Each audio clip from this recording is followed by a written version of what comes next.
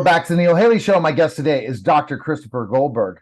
Chris Goldberg. Dr. Chris, thanks for stopping by. And, we talk about specifically, it's the beginning of the school year. And you have some great STEM ideas for the beginning of the school year, don't you?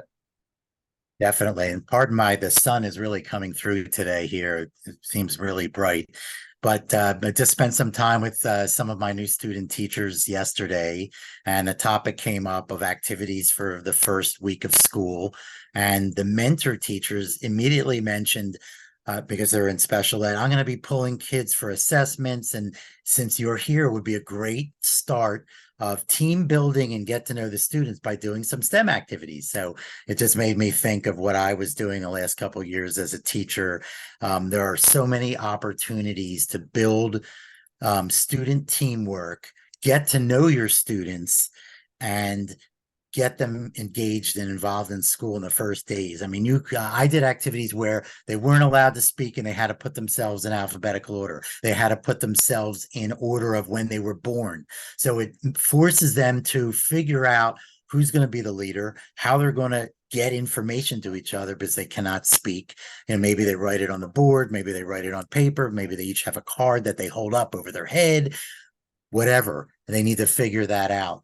There's also if you have a deck of cards, or if you have 3x5 cards and they can build something, who gets the highest of this or that. And then you could always use Legos and all these kinds of things and just have real simple activities. This is all grade levels. You could do this from 1 to 8, K to 8.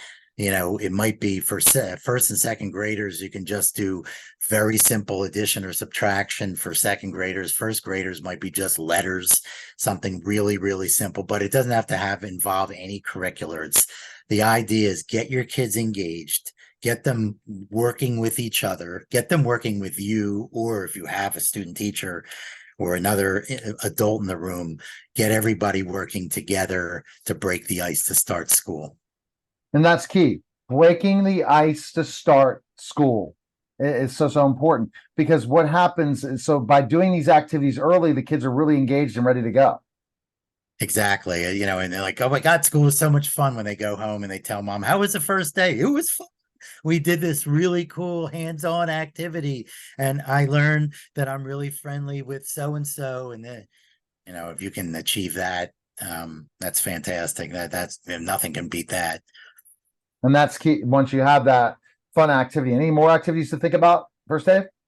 Oh, well, I mean, there's so many different design challenges you can do again to do this, and think about how you're grouping the students, that no one gets left out, that maybe if you think you know who the leaders are, break them up. So the quieter students, maybe there's a new student that's really scared, to give them an opportunity to shine and to be in a fun situation where they can be successful, to bring them out. So that's something to really think about, especially when you have those new students that are in the corner, that are scared, that want to sit in the back and not be involved. And if you can get them involved in a fun way that's positive, it really helps you get started with the school year. It totally gets you started the school year, and then once you get them started, it's game on, right? Oh yeah, and they're going to be asking you, can we do another one of those STEM activities? And they're everywhere. I mean, they're on Pinterest, they're share with your fellow teachers, do a Google search, go on Instagram and find anyone that does STEM. That people are putting up their activities all the time, so you don't have to be worrying about, oh, how am I going to figure out how to do another one? They're all out there. And once they're all out there, it's there. So that's a place people can go find information on you. Go where? Oh, Dr. Chris Goldberg on all the social medias, and chrisgoldbergbooks.com. There is my copy of my book. Somehow I have it here.